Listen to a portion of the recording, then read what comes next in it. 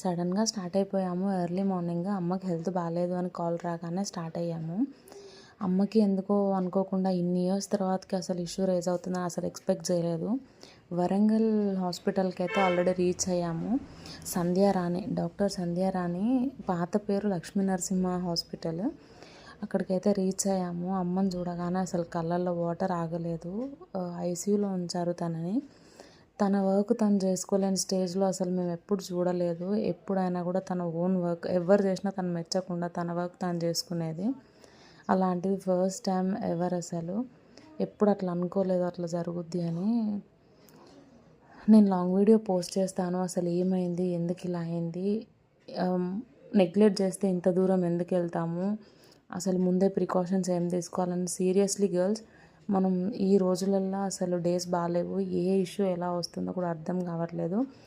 Wait for long video. Bye by.